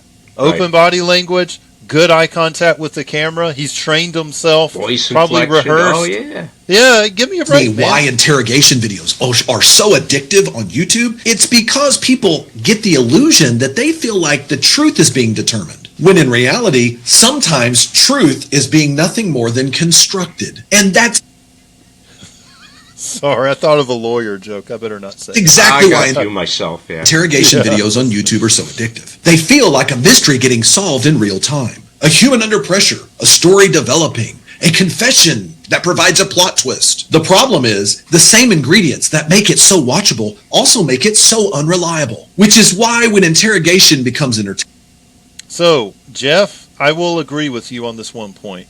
Most of the interrogation videos that are floating around out there on YouTube, sir, they are absolute garbage. They are not following our core principles that we teach here at John Reid and Associates. They are not following our best practices. I totally agree with you. The vast majority of interrogations that are on YouTube, they are bunk, they are BS. Nobody should be looking to them for an example. Specifically one that got picked up by a major media outlet. You should not be doing anything this interrogator's doing in there. Absolutely stay away from it. I agree with you on this one point, Jeff. Well, there's 2 points I agree. This is the second. it actually also becomes dangerous. In a courtroom, you get rules and objections. But in an interview room, it's more like a movie. A person under pressure, and he must have done something wrong or he wouldn't be in the room. Now he has a shrinking set of choices available to him. And if the cop pushes just hard enough, I'm sure the bad guy will confess. Just like the interrogation of former LAPD detective Stephanie Lazarus. Her interrogation with fellow officers was circulated everywhere because you see what starts off as a casual conversation turn into a confrontation. And in a split moment, these same techniques were used against her, and you see her confidence completely. So, Jeff, what's your point? Stick to the Reid technique. Is this the Reid technique? Or is it? What is this? What's the point of this video? Yes, what's the point of this? You may as well show me a tiger eating a gazelle or a lion. I mean, I don't know. I need to watch my National Geographic more. I mean, you may as well show me something that's completely unrelated. Fall apart. But it's not just Stephanie Lazarus. Ava DuVernay's When They See Us and the broader Central Park 5 story are pop culture touch. Why do we always get associated with the Central Park 5, Dan? I don't know, Frank. Why is that? We had nothing to do with that, buddy. Like, what do we have to do with it? Stones. Was it a Reid investigator that did that, Dan? No? No? What? Because they dramatize what real cases have shown for decades. Teenagers isolated and pressured and maneuvered into confessions that later collapsed. Yeah, you shouldn't do that to a teenager. You shouldn't be mean to teenagers. We agree. Under scrutiny. The Central Park 5 were ultimately exonerated, but only with. This is weak sauce, Jeff. This is weak sauce, man. Come on. If you're going to come at the Reid technique of interviewing and interrogation, you need to do better. You're just parroting crap that you read online. That's what I think about this right now. He's just parroting a Google search. He did a chat search on this. It's just pulling stuff.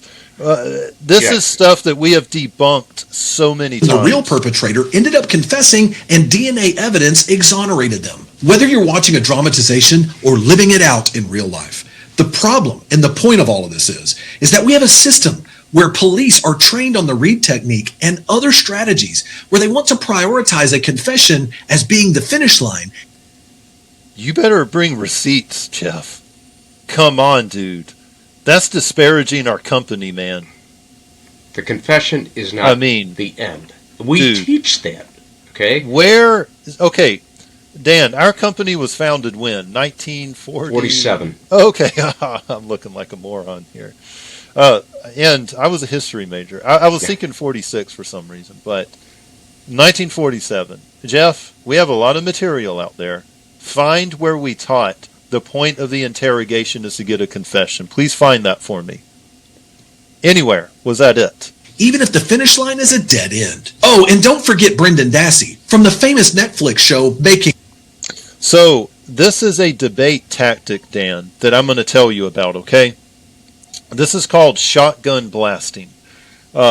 When you are debating someone, in order for them to confuse you or to overwhelm their opponent, they'll bring up 20 different things. Let's suppose you and me were arguing about, and this is just a politically, ethically neutral an example. Suppose we were arguing about whether or not Russia's invasion of Ukraine was justified or not. And suppose you were for it, I was against it, and you brought up 50 reasons why Russia should have invaded Ukraine. And then, when it's my turn to talk as the debater, if I don't address all 50 points, whether or not they're lies, whether or not they're half-truths, whether or not they're true at all, then it's going to make my side look like the losing side, like I couldn't address your main argument.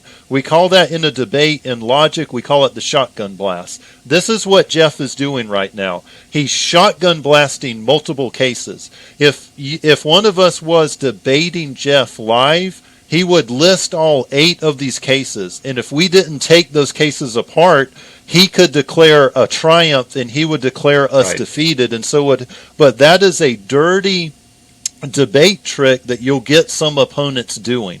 For people out there that want to get into the debate circuit, want to do it, this is where you need to do the equivalent of a phase analysis. We already know what cases Jeff would bring up, and you're just going to have a response to each one of those cases ready to go. And if you know what, Frank, one of the things that we are going to do is we, because of these bring up these cases, is that I would like, and I said this before, we're going to bring these cases up in future podcasts and talk about how the Reid technique is not being utilized in those cases. Yeah, but just know, friends and supporters. But his references, he's trying to make it appear that the Reid technique is used here. And he's suggesting that it was, but you're shotgun blasting your opponent. 10 different points. I don't know if you watch any religious political debates. I watch it, and normally the attacking side engages in this tactic. 10 reasons, and if you don't address all 10 of them in your rebuttal, you'll look like the loser. A murderer. In this case, the entire documentary series laid out for the entire world to answer this question. What does voluntary really mean when the suspect is a juvenile, highly suggestible, and being guided towards answers by police? A 3-judge federal panel at one time did provide some relief to Brendan Dassey, but then the 7th Circuit came back and made a ruling that the voluntariness decision by the state court did not meet the habeas standards. And then in 2018, the United States Supreme Court refused to take up the issue. Now, every time I bring up the case of Brendan Dassey, everyone I speak to splits into one of 3 types of camps. Camp A, he obviously did it. Camp B? But it's not our place to say if he did it or not. And what he's doing right now is he's just muddying the water with this, Dan. He's trying to, what he's trying to do is he's trying to associate the Reid technique or Reid-like techniques with these cases right here. This has nothing to do with the Reid technique. I'm just going to play it. Just put your thinking caps on, my friends. We had nothing to do with this whatsoever. They fed him everything. And then Camp C, both things can be true. he was involved, and the interrogation methods were dangerous. Now tell me what you think, but to me, Camp C is where the serious legal conversation lives. Because the question isn't whether the Reid technique and these other strategies, whether they can actually get you confessions, the question is whether they can actually obtain reliable confessions. So Yes, we can. He had a little thing up here, you may have missed it. It said, can the Reid technique obtain reliable confessions? Yes. Let's bring this back to real life. Because the minute you start watching a lot of these interrogation tapes, you start thinking you know exactly what you would do. He's right on that. And that's the danger of watching interrogation videos on YouTube. First of all, most of them suck and the officers are incredibly unprofessional. They're a bunch of bumbling. And I'll say that as a former cop. One thing that made me real angry in my former profession was the unprofessional nature of a lot of my former coworkers out there. Excuse me. When it came to interviews and interrogations. My advice to anyone that wants to get serious in this business of doing interviews and interrogations, stay away from the YouTube world, unless it's our channel. Right. Just stay calm. Or maybe you'd ask for a lawyer. Or maybe you would just choose to be quiet. Some of that is right, but some of that is a myth. So it's important you know exactly the words to say and put yourself in a position to Okay, I think this was the hook from the beginning of the video, what to say. So now comes the protect hook. yourself from cops using the Reid technique against you. Call Jeff Hampton.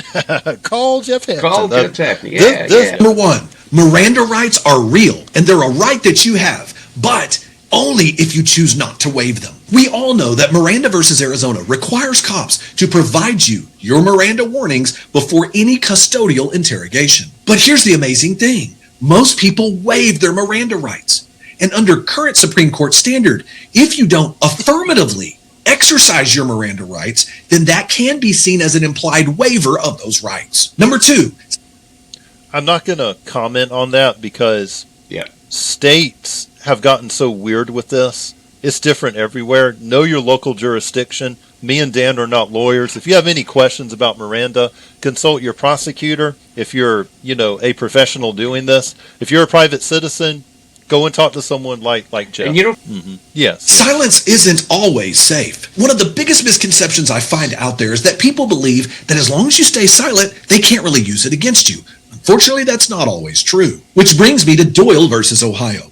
Under this case, it was established that after you've been Mirandized, prosecutors generally can't use your post-Miranda silence to impeach you during a trial. But under Burgess versus Tompkins, choosing to stay silent while cops are asking you questions actually could allow the cops to use your silence against you. In fact, the Burgess court said, very specifically, you must clearly invoke your right to remain silent. And choosing to stay silent rather than actually saying the words coming out of your mouth that you want to be silent, cops can use that as a sign of guilt against you. And finally, under Salinas, I'm going to defer to Jeff in all of this stuff. Right. I'm not a lawyer. We're not, Reid's is not We're here familiar.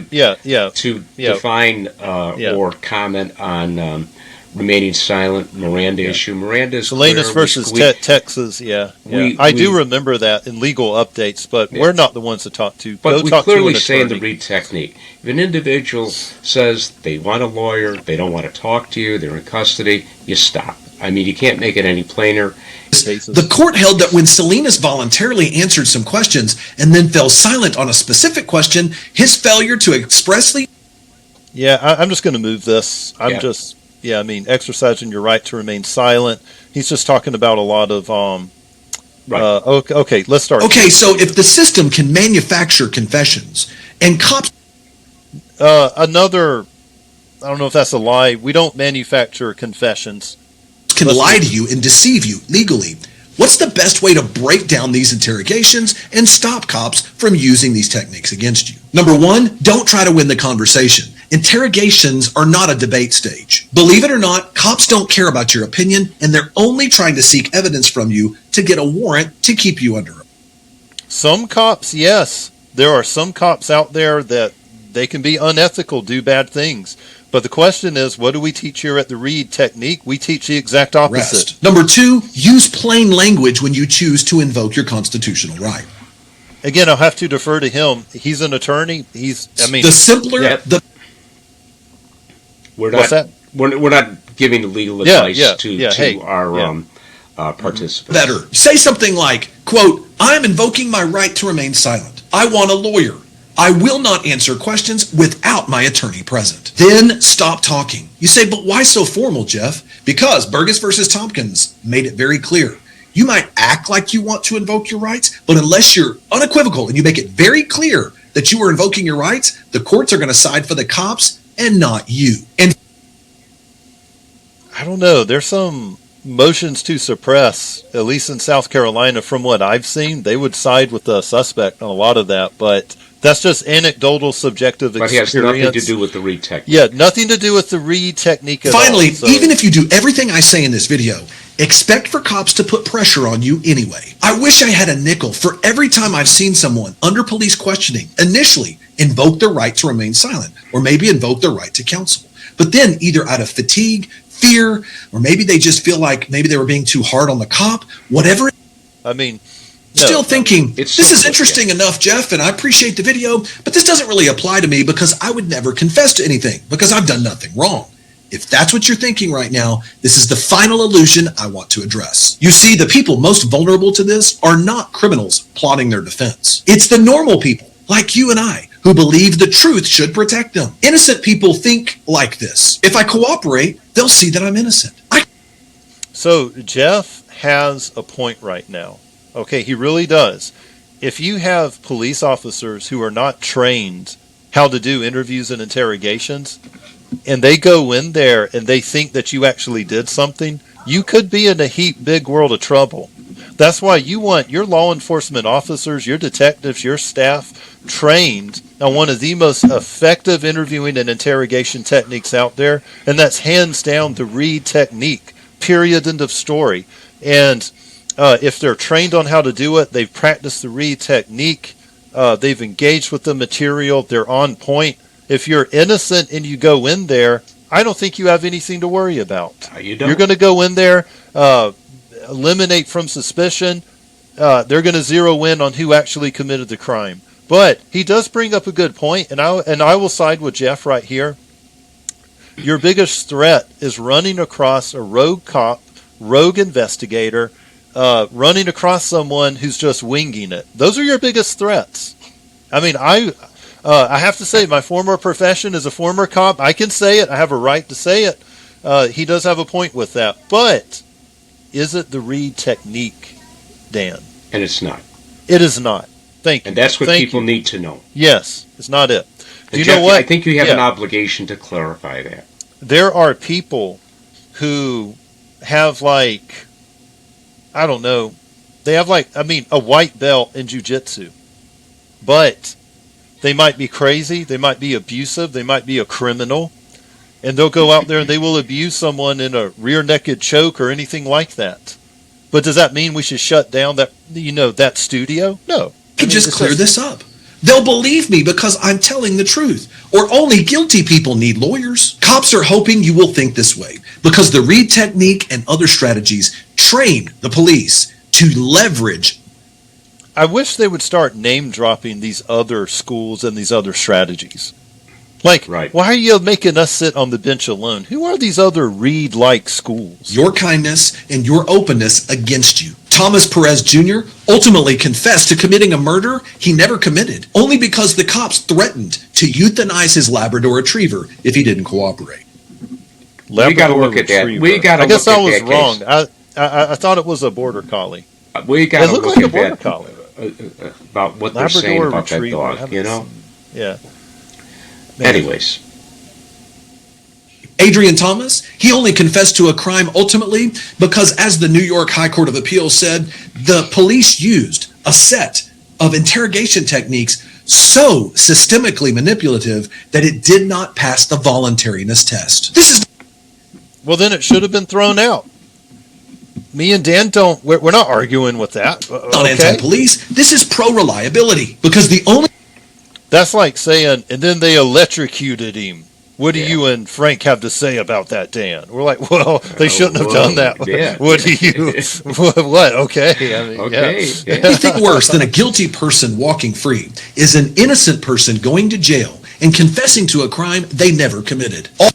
I agree. Yep, That's why I you have should no use problem with our that. methodology. And that's what use our Reid methodology. has always Yeah. strived for, is that we try to avoid anything that would cause an innocent person to confess. And Jeff, I'm sure you've got some clients out there that may have been falsely accused of something. Right? I'm sure you've got them out there. I'm sure you do. You'd be amazed what the Reid technique properly done, it might be able to help your client. You never while know. the real perpetrator stays out there continuing to commit crimes while the system congratulates itself on closing another case. Speaking of deception, did you know that cops are legally allowed to lie to you? Check out this next video where I break down. Yeah. I have to say, he's got the social media locked down pretty good. He does. He's very, very well polished with his presentation in here. I really Would you like say that. his behavior is trying to do that, Frank? Well, behavior's not real, Dan. It's made up stuff. It's not accurate. That's Yeah. So, Dan, what's your bottom line on Jeff Hampton's video here? If you had to sum it up. And let's try and be fair and charitable where it's warranted and harsh where it's called for. Just what's your bottom line? His legal advice, he's entitled to give legal advice wherever he wants to. A lot of the stuff that he's expressing in this is his opinions. And just because you may not like something does not mean it's improper to use. And I take offense to the fact is that when he tries to twist around what the Reid technique is and lump the Reid technique into saying things that we don't teach and we don't use. Yes.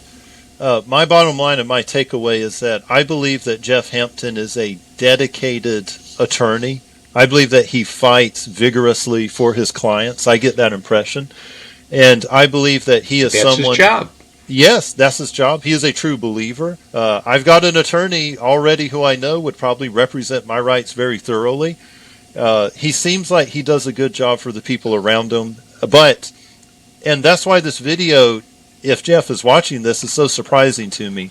You seem like a straight up fair guy, and you're either misinformed as to, you didn't even get our 9 steps right.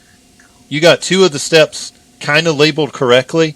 You didn't get anything else right about our interrogation process whatsoever. Like nothing under it. So I don't know what to think about you other than I don't want to say that you deliberately misrepresented us because you didn't come across that way. I could be wrong. But I think that you were fed information by someone who's a hater who gave you faulty information about us. That's what I think. And I want to end by saying this, that Dan and myself are available to be reached out at. Not only that, but John Reid and Associates, our company. If you go to www.reid.com, you can reach out to us if you have any questions about our 9 steps. I'd like to say, when we post this, Frank, I'd like to see if he does get back to us. And my opinion, I'd be shocked if he does. Exactly. Yes. But with that being said, we wish Jeff and his business nothing but safety and prosperity for the future.